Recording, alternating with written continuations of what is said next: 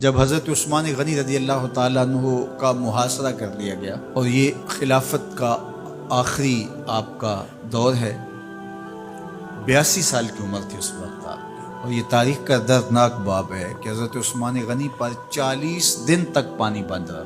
وہ ایک منصوبہ تھا، 3 لوگ 3 مختلف شہروں سے چلے، مصر سے، کوفے سے اور بصرے سے، 1000 آدمی لے کر، اور مدینہ المنورہ میں پہنچ کر کے حضرت علی المرتضیٰ سے ملے، ام المومنین سیدہ عائشہ سے ملے، کبار اصحاب سے ملے۔ تو جو انہوں نے کہا تو انہوں نے ان کو کہا کہ نہیں، ایسی کوئی بات نہیں، فہمائش کر کے واپس بھیج دیا۔ حضرت عثمان غنی رضی اللہ تعالیٰ عنہ پر اقربا پروری کا الزام عائد کیا تھا، تو انہوں نے کہا کہ کوئی ایسی بات نہیں ہے۔ پھر یہ تھا کہ آپ نے کم عمر گورنر، کم عمر لوگ مقرر کیے، تو حضرت عثمان نے کہا کہ حضرت اسامہ بھی تو کم عمر تھے، حضور نے ان کو اگر مقرر کیا ہے تو یہ تو مثال ہمارے سامنے موجود ہے۔ لیکن یہ ایک منصوبہ تھا، اس منصوبے کے تحت یہ 3 جگہوں سے لوگ آئے تھے۔ وہ 3 دن کی مسافت کے بعد پھر تینوں واپس آ گئے، تو یہ ایک سوالیہ نشان ہے کہ تینوں کیوں واپس آ گئے، کوئی ایک تو نہ آتا نا۔ تو یہ سب طے شدہ منصوبہ تھا، اور پھر انہوں نے مدینہ المنورہ کو گھیر لیا، اور جس طرح سے بلوائیوں نے حالات پیدا کر دیے۔ سیدنا علی المرتضیٰ رضی اللہ تعالیٰ عنہ تو شہر مدینہ سے باہر تشریف لے گئے تھے، اور اپنے بیٹوں امام حسن اور امام حسین رضی اللہ تعالیٰ عنہ کو حضرت عثمان غنی کے دروازے پر مقرر کیا تھا کہ ان کو ضرر نہ پہنچنے دینا۔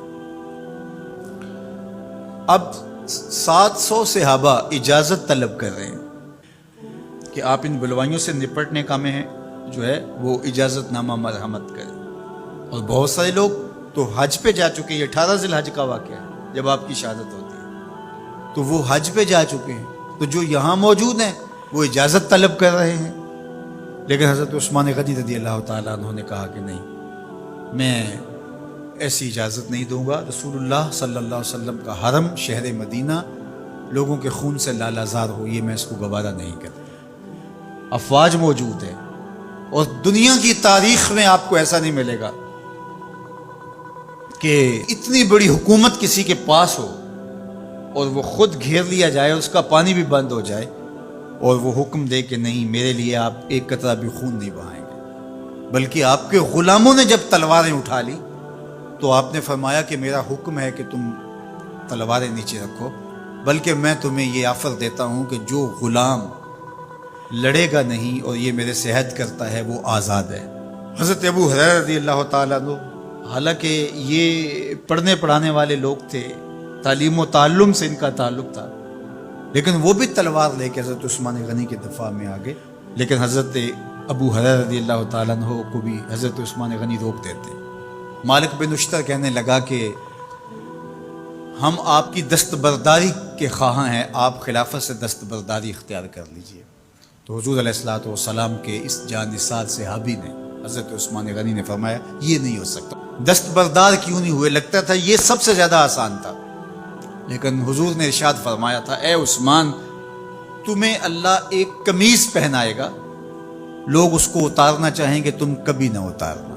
تو اس سے مراد خلافت کی قمیض ہے، اور ان کی شہادت کی خبر بھی اللہ کے محبوب علیہ السلام نے دی تھی، اور اگر آپ دستبردار ہو جاتے تو یہ ایک کھلونا بن جاتا، بازیچہ بن جاتی خلافت۔ چند آدمیوں کے پریشر سے خلافت سے دستبرداری کرنا پڑتی۔ اچھا، ایک یہ سوال بھی پیدا ہوتا ہے، چند باغی تھے، ان کو کس طرح کچل دیا جاتا؟ لیکن حضرت عثمان غنی یہ نہیں چاہتے تھے۔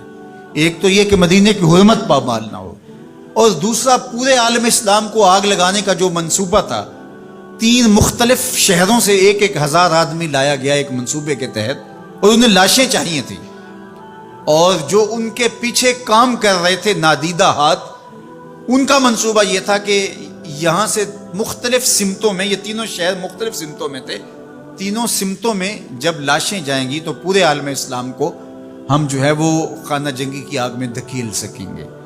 تو حضرت عثمان غنی ان سازشوں سے آگاہ تھے، تو سب سے اہون اور آسان یہ تھا کہ قربانی پیش کر دی جائے، اور پھر انہوں نے سن بھی رکھا تھا کہ 2 شہید ہیں، شہید تو انہوں نے بہرحال ہونا ہے، تو لہٰذا میں خلافت سے دستبردار بھی نہیں ہوں گا، اور شہر مدینہ کی حرمت بھی پامال نہیں ہونے دوں گا۔ اور تیسری بات یہ ہے کہ میں خود مظلوم شہید کر دیا جاؤں، تو آپ نے یہ گوارا کر دیا۔ تو 18 ذوالحج تھا، جمعے کا ہی دن تھا، اور حضرت عثمان غنی رضی اللہ تعالیٰ عنہ روزے سے تھے، عصر کا وقت تھا، قرآن مجید کی تلاوت کر رہے تھے۔ حضرت امام حسن، امام حسین اور حضرت عبداللہ بن زبیر اور دیگر لوگ آپ کے دروازے پہ پہرا دے رہے تھے، لیکن باغی پچھلے گھر سے دیوار پھلانگ کے آپ کے گھر میں داخل ہوئے اور تلوار سے وار کیا۔ آپ کی زوجہ حضرت نائلہ آگے بڑھی اور ہاتھ سے روکنا چاہا، آپ کی انگلیاں کٹ گئیں۔ پھر دوسرا وار کیا تو حضرت عثمان غنی رضی اللہ تعالیٰ عنہ کا دایاں ہاتھ کٹ کے گر گیا۔ حضرت عثمان غنی رضی اللہ تعالیٰ عنہ نے افسوس کیا اور کہا کہ تم نے وہ ہاتھ کاٹ دیا جس سے میں وحی کی کتابت کیا کرتا تھا۔ پھر اس کے بعد آپ پر 9 وار کیے گئے اور آپ کو شہید کر دیا گیا، اور آپ کا خون قرآن مجید پڑھتے ہوئے اس آیت پہ گرا، فَسَيَكْفِيكَهُمُ اللَّهُ وَهُوَ السَّمِيعُ الْعَلِيمُ۔ تو حضرت عثمان غنی رضی اللہ تعالیٰ عنہ مظلوم شہید کیے گئے، بھوکے اور پیاسے شہید کیے گئے، ظلماً شہید کیے گئے۔ حضرت عبداللہ بن عمر رضی اللہ تعالیٰ عنہ فرماتے ہیں کہ حضور فتنوں کا ذکر کر رہے تھے کہ فتنے ہوں گے، بہت بڑے فتنے ہوں گے۔ تو ایک شخص نے چادر اوڑھی ہوئی تھی اور وہ مجلس واعظ کے قریب سے گزرا جہاں حضور کچھ ارشاد فرما رہے تھے، تو آقا کریم نے اشارہ کر کے کہا اس دن یہ شخص حق پہ ہوگا۔ عبداللہ بن عمر کہتے ہیں کہ میں اٹھا اور جا کے دیکھا تو وہ حضرت عثمان تھے۔ تو میں نے حضرت عثمان کے چہرے کو پکڑ کے تھوڑا سا حضور کی جانب کیا اور میں نے کہا حاضہ حضور، یہ اللہ کے محبوب فرمایا ہاں یہی، جب فتنے ہوں گے تو فرمایا یہ حق پہ ہوگا۔ تو حضرت عثمان غنی رضی اللہ تعالیٰ عنہ حق کی راہوں کے مسافر، جنہیں حضور کی زبان سے شہید کہا گیا، اور شہید کسی کا انجام ہوتا ہے، تو حضور نے فرمایا یہ شہید ہوگا۔ شہید وہی ہوتا ہے جو بحالت ایمان اس دنیا سے راہ خدا میں اپنی جان قربان کرے۔ فرمایا فَإِنَّمَا عَلَيْكَ نَبِيٌّ وَصِدِّيقٌ وَشَهِيدَانِ، اے پہاڑ رک جا، تو جانتا نہیں تیرے اوپر اللہ کا ایک نبی ہے، ایک صدیق ہے اور 2 شہید ہیں۔ تو حضرت عثمان غنی رضی اللہ تعالیٰ عنہ عظمتوں کے مینار، اللہ اکبر۔ تو یہ حضرت عثمان غنی رضی اللہ تعالیٰ عنہ کا یہ کارنامہ تھا کہ آپ نے اپنی جان پیش کر کے امت کو جو ہے وہ فتنوں سے محفوظ کر لیا اور امت کو بچا لیا۔ حضرت عثمان غنی رضی اللہ تعالیٰ عنہ پہ کروڑوں رحمتیں، کروڑوں سلام۔ ہم آپ کی عظمت کو سلام پیش کرتے ہیں، عقیدتوں کا خراج پیش کرتے ہیں۔ حضور کی خدمت میں ایک جنازہ لایا گیا اور حضور سے عرض کی گئی حضور اس شخص کا جنازہ پڑھا دیجئے، تو حضور نے انکار کر دیا، کہا میں جنازہ نہیں پڑھاؤں گا۔ تو صحابہ نے عرض کیا یا رسول اللہ، کبھی ماضی میں ایسا نہیں ہوا، جب بھی کوئی جنازہ لایا جاتا ہے تو آپ جنازہ پڑھا دیتے ہیں اور آپ نے آج انکار کر دیا۔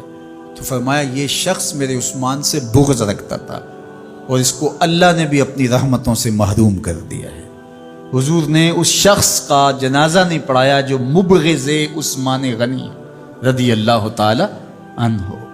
تو اب آپ اندازہ کیجئے وہ کتنا بدبخت شخص ہے جو حضرت عثمان سے بغض اور دشمنی رکھتا ہے۔